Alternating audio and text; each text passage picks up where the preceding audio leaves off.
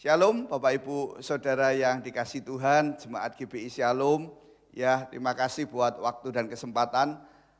Pagi hari ini sama-sama kita belajar kebenaran firman Tuhan. Terima kasih buat Pak Eldi yang sudah kasih kesempatan saya untuk berbagi kebenaran firman Tuhan.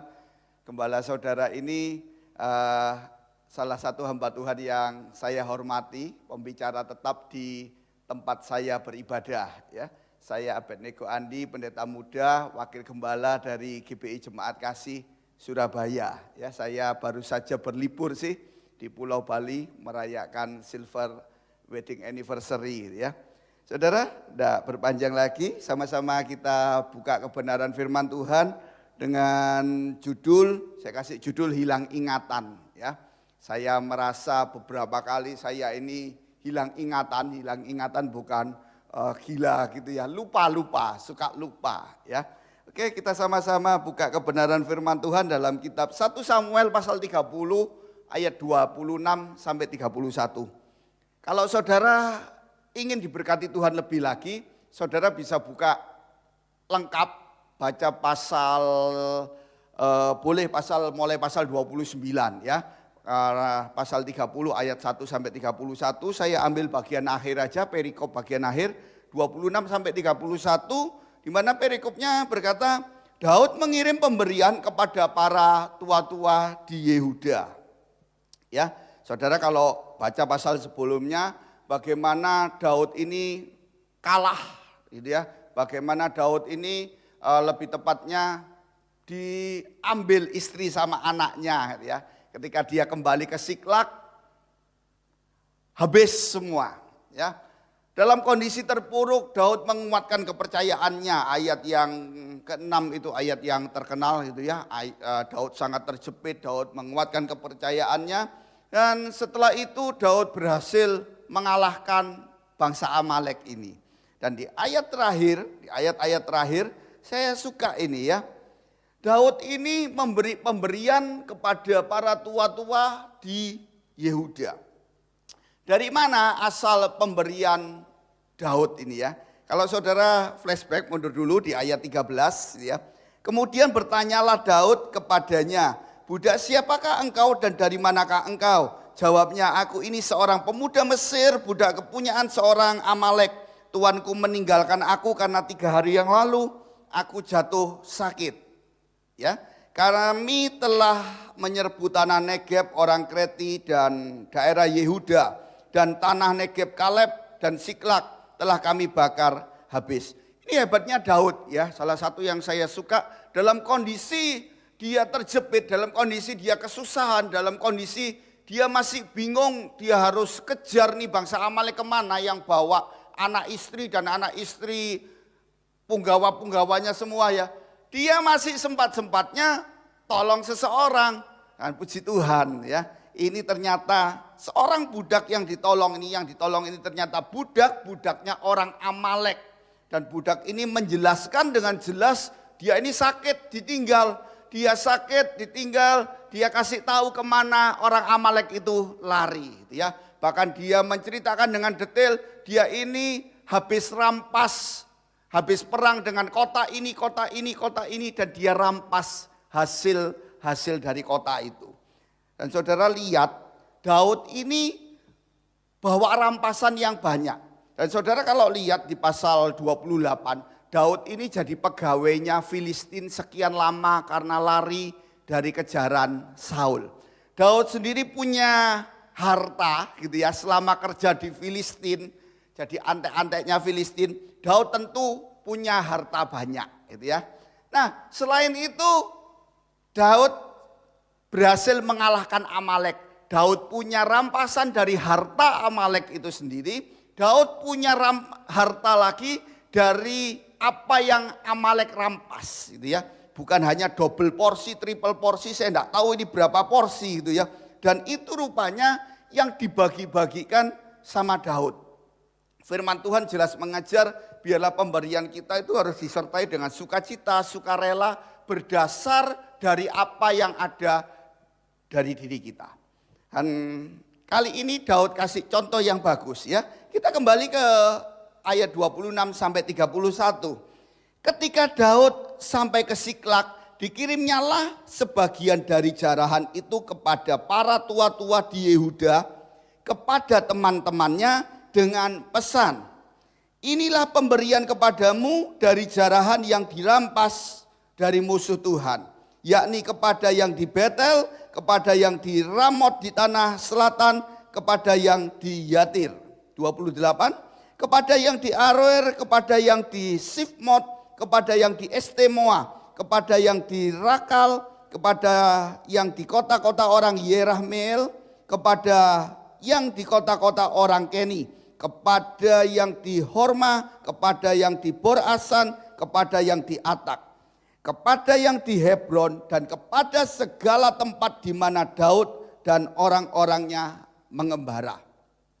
Kali ini kita belajar hanya dua hal. Yang pertama, Daud itu tahu siapa saja yang berjasa di dalam hidupnya. Ya, tentunya hidup kita ini, hidup Daud saat itu tidak serta-merta dia boleh menikmati jarahan yang banyak. Sehingga pada saatnya Daud diakui oleh ke-12 suku, dia jadi raja jadi rajanya Israel, ya.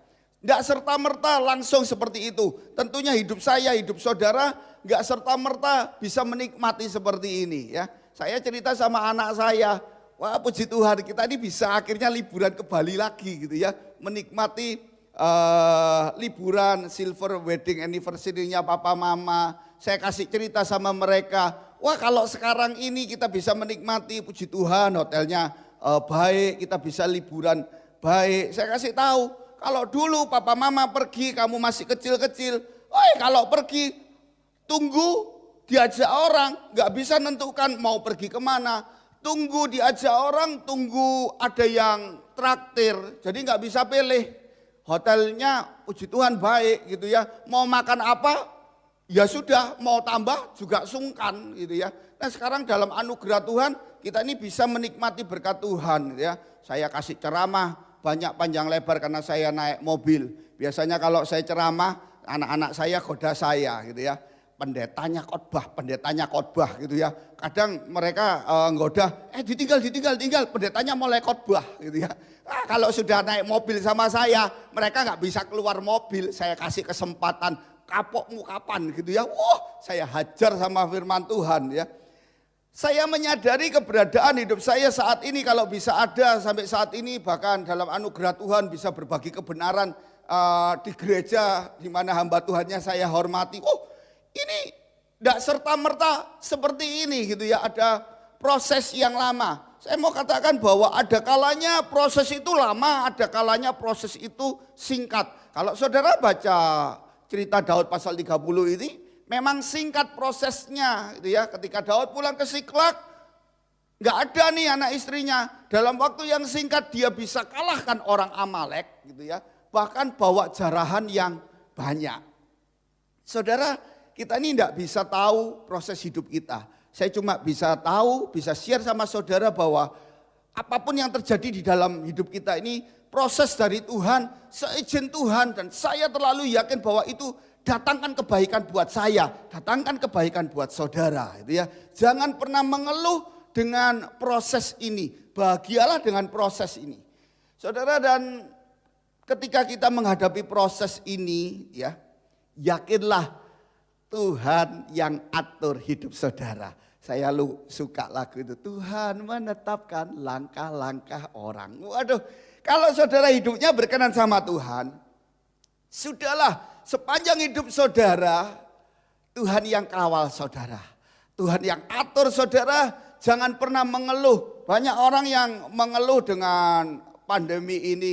Ya sudahlah, semua ini proses dari Tuhan. Banyak yang bingung apakah ini akhir zaman. Gak usah bingung akhir zaman atau enggak, perbaiki ibadah kita. Dan kita lihat justru dalam kondisi-kondisi yang seperti ini, Tuhan akan nyatakan perbedaan-perbedaan buat orang-orang yang sungguh-sungguh berkenan sama Tuhan. Ya. Dan Daud ini tahu bahwa Daud ini yang atur, Tuhan ini yang atur jalan hidupnya Daud.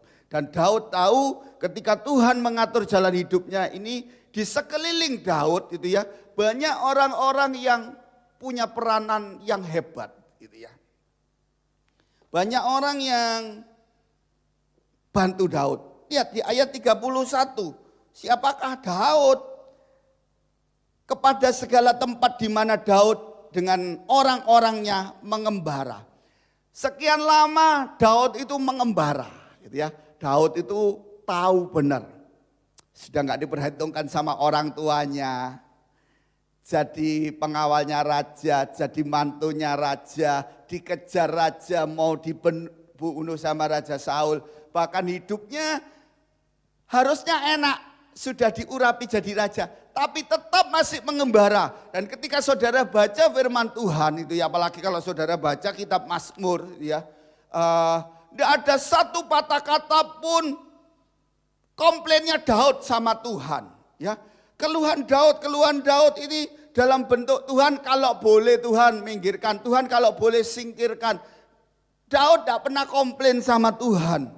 Bahkan pujian-pujian ucapan syukurnya, dahsyat. Saudara, Daud tahu benar dari mana awal Daud itu mulanya.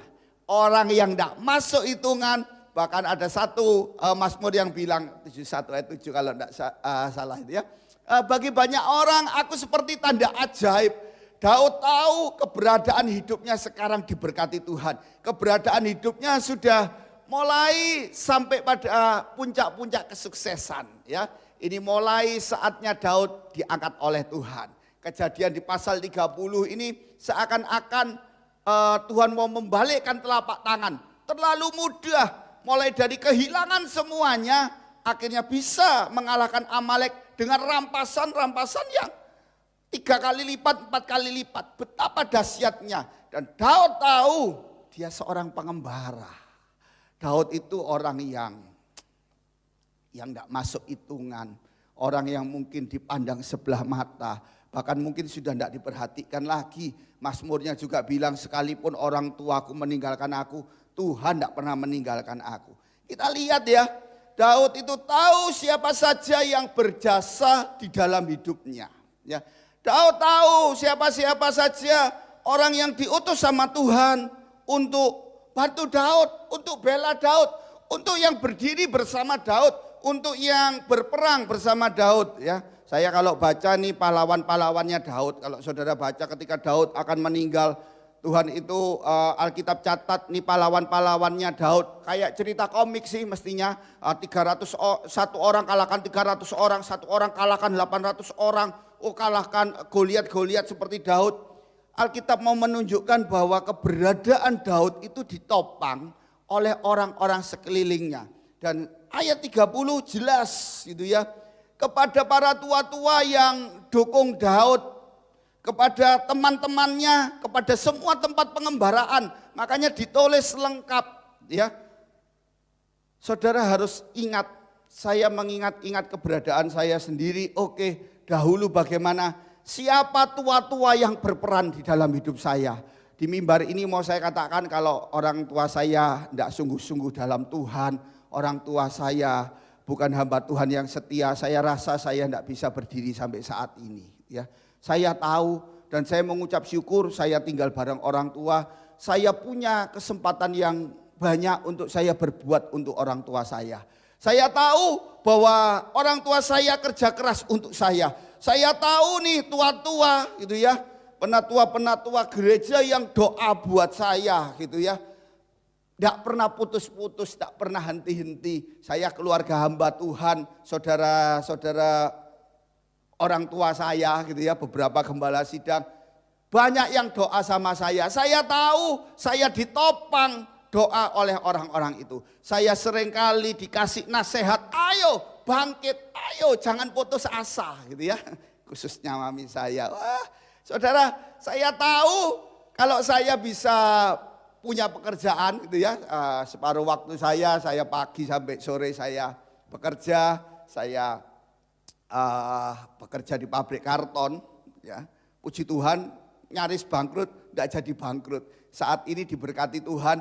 Dan saya tahu kalau saya bisa berdiri saat ini di dalam dunia sekuler, saya tahu teman-teman yang backup saya, bahkan saya punya banyak kesaksian di mana yang bantu saya, yang berdiri di balik saya gitu ya, yang bahkan berjuang untuk saya, itu sahabat-sahabat, teman-teman yang mestinya notabene, itu orang-orang tersebut punya pabrik box juga, kompetitor saya sejatinya. Tapi ternyata Tuhan balik orang-orang ini yang dukung saya gitu ya. Saya sampai bingung juga gitu ya. Dalam gereja saya tahu saya bisa berdiri, saya bisa melayani gitu ya. Saya didukung sama para pelayan-pelayan Tuhan yang setia-setia. Saya tahu tidak ada single fighter. Saudara, kadang orang ketika sudah sampai pada puncak kesuksesan, orang itu lupa siapa dulunya. Saudara jangan sombong, saudara jangan tinggi hati sombong kebenciannya Tuhan. Kalau kita ini ada sampai saat ini, berkat Tuhan. Kalau kita ada sampai saat ini, yakinlah Tuhan itu kirim orang-orang yang kawal kita di sekeliling kita. Yang bela kita, bahkan mungkin yang berani mati ganti kita. Bersyukurlah, jangan sombong, ingatlah sama orang-orang itu. Orang-orang yang tua-tua di sekitar kita, keluarga kita. Saya kalau enggak ada istri saya yang baik hati, yang kuat hadapi saya, mungkin saya juga sudah hilang gitu ya. Saudara kalau enggak ada anak-anak, saudara ingatlah terlalu banyak orang-orang yang berperan di dalam hidupmu. Jangan pernah lupakan gitu ya. Nomor satu, jangan pernah lupakan kebaikan Tuhan. Tapi ingat juga Tuhan kirim orang-orang yang setia. Tuhan kirim orang-orang yang mungkin dalam pandangan saudara enggak masuk hitungan. Tapi orang-orang yang demikian ini yang Tuhan kirim untuk bantu saudara. Yang kedua, kita belajar. Daud itu bukan hanya sekedar mengingat orang-orang yang bantu dia. Daud itu bukan sekedar hafal nih tempat-tempat pengembaraan yang di Aroer, di kota orang-orang Yerahmeel, kota orang-orang Keni yang di Yehuda apa. Daud bukan sekedar mengingatnya gitu ya. Tapi rupanya Daud itu orang pribadi yang tahu balas budi. Ya, Daud berbuat sesuatu untuk mereka. Daud enggak hanya sekedar ingat, tapi Daud ketika Daud diberkati Tuhan, Daud memperoleh jarahan-jarahan. Daud membagikan sebagian jarahan-jarahan itu kepada mereka. Saya cuma bisa mencatat bahwa balas budi itu tanda kerendahan hati. Balas budi itu tanda kemurahan hati. Tahu kalau dirinya bukan siapa-siapa, gitu ya, tanpa pertolongan orang ini, tanpa pertolongan orang itu, tanpa Tuhan utus orang-orang yang demikian, gitu ya, tanpa Tuhan kasih kita keluarga yang baik, gitu ya, tidak bisa saya dan saudara berdiri kuat, kokoh, teguh sampai saat ini. Bukan kuat, bukan gagahmu, gitu ya. Dan ketika kita tahu membalas budi, kita mulai diberkati sama Tuhan.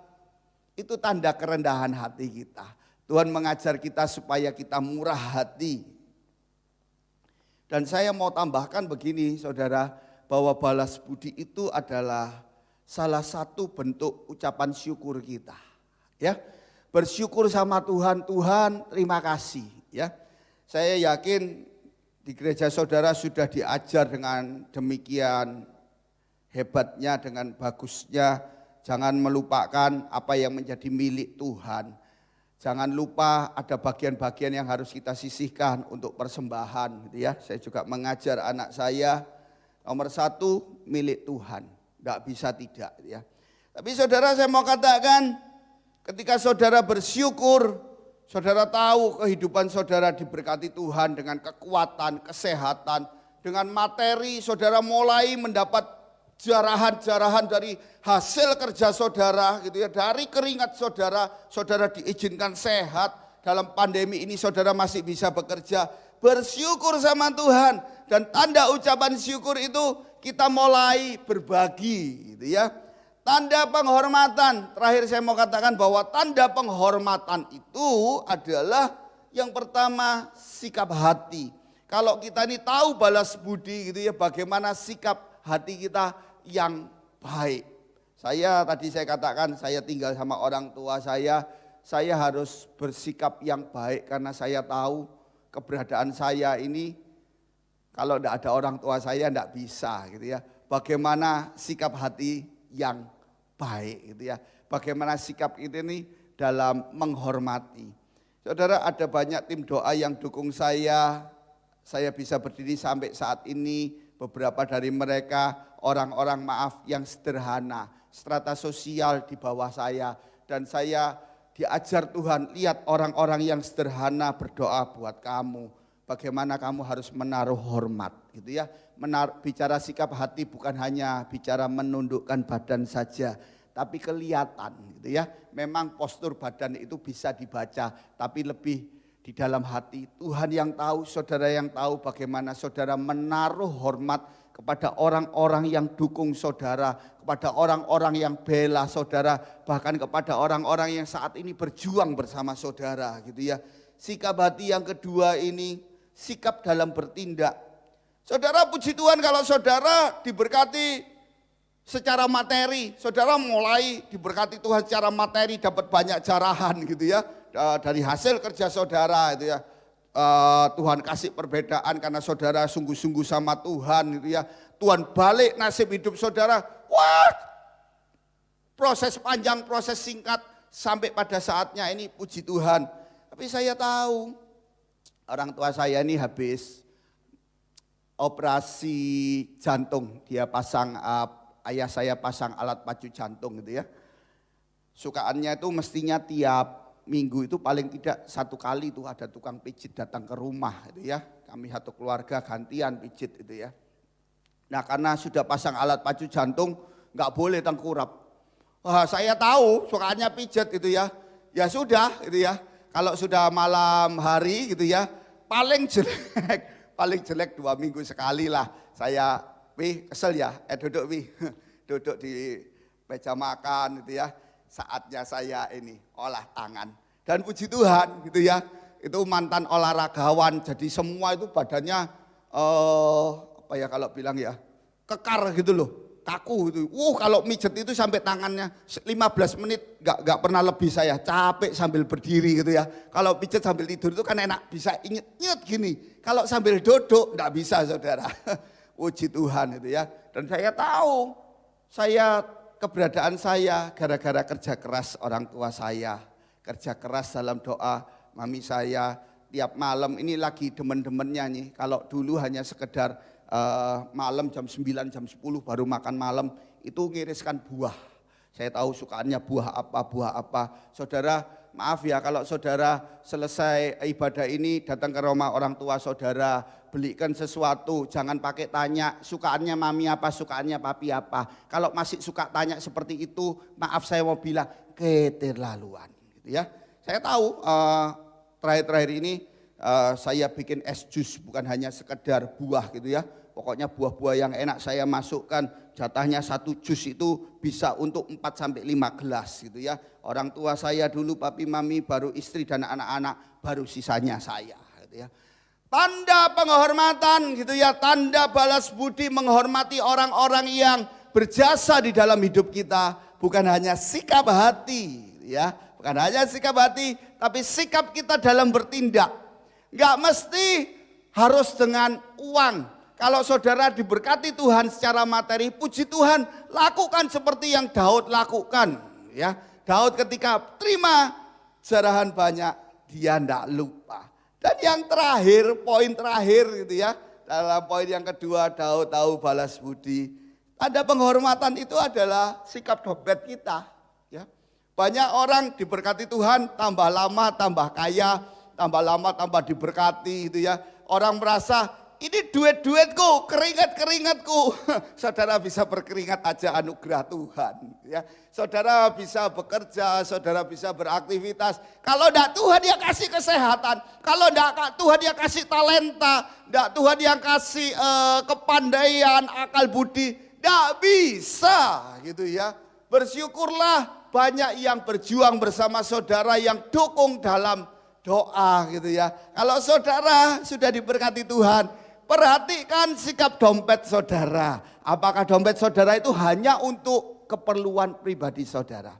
Yang saya belajar, yang saya lihat seiring bertambah naiknya income, penghasilan, tambah naiknya berkat secara jasmani, biasanya gaya hidup pun semakin berubah, ya. Tambah meningkat, dan saya mau katakan enggak salah, boleh-boleh saja, boleh-boleh saja mau pakai tas mewah apa boleh. Saudara diberkati Tuhan kok, saudara boleh menikmati. Tapi ingat, apakah saudara sudah melakukan kewajiban apa yang menjadi milik Tuhan, kewajiban-kewajiban persembahan. Saya kasih tahu sama ketika saya konseling para pengantin yang akan menikah. Nomor 1, kembalikan milik Tuhan. Nomor 2, kalau kamu sudah bisa bekerja, bahkan sama anak-anak kaum muda saya katakan. Nomor 2, orang tuamu kayanya bagaimana? Belikan sesuatu orang tuamu. Kasih uang, enggak mau kasih uang, kasih kesukaannya, belikan apa yang dia suka, gitu ya. Dompetmu milik Tuhan, ya. Jelas firman Tuhan, orang yang iri hati, orang yang pelit, medit, kikir, tidak masuk dalam kerajaan surga.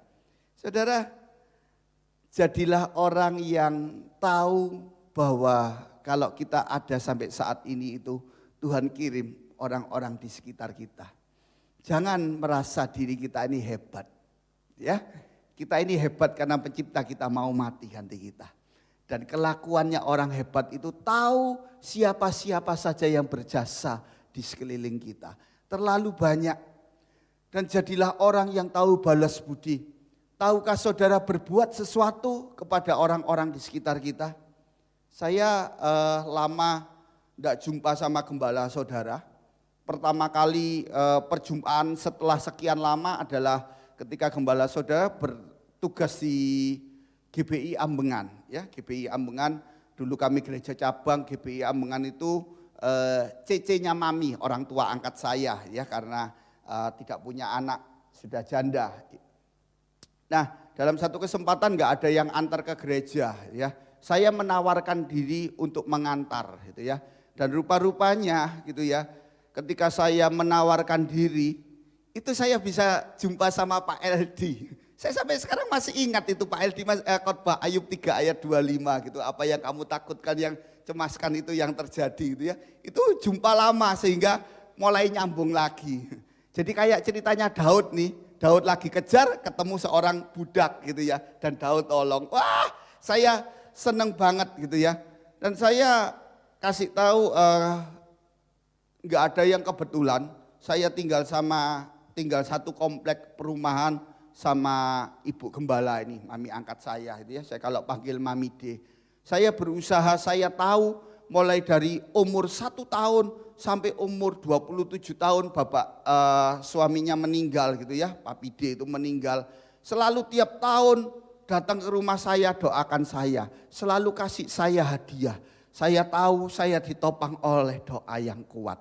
Dan saya saatnya sudah berkeluarga, sudah berumah tangga, Tuhan memberkati. Saatnya Tuhan kasih kesempatan saya untuk berbuat sesuatu untuk orang yang sudah berbuat banyak sama saya.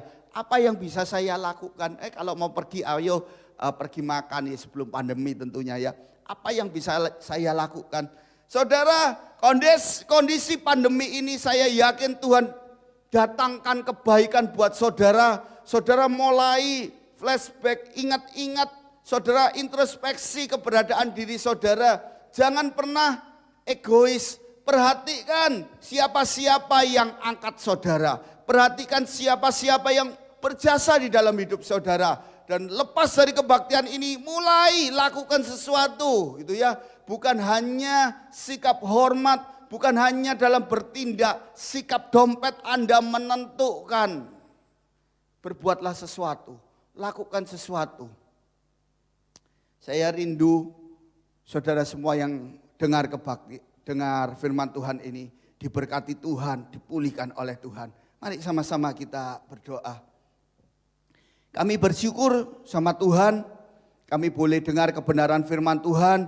Dan Tuhan, hamba-Mu berdoa, biarlah kebenaran firman Tuhan ini boleh sampai kepada kami, jatuh di tanah hati kami yang paling baik. Tuhan ampuni kami Tuhan, seringkali kami hilang ingatan, kami lupa, kami sombong, kami bermegah diri, kami merasa diri kami ini hebat. Kami lupa kalau kami bisa sampai saat ini karena kemurahan Tuhan, ini karena pertolongan Tuhan. Bahkan kami bersyukur Tuhan buat orang-orang yang sudah Tuhan kirim di sekeliling kami, yang kawal kami, yang bela kami, yang bahkan saat ini bertempur bersama kami. Kami bersyukur, kami doakan Tuhan, para tua-tua, orang di sekitar kami, teman-teman kami, Tuhan memberkati mereka. Dan Tuhan, terima kasih buat berkat-Mu, kami ada sampai saat ini, kami diberkati secara materi. Tuhan, beri kami keteguhan hati Tuhan. Keluar dari tempat ini kami mulai kembali memperhatikan orang-orang yang bertempur bersama kami.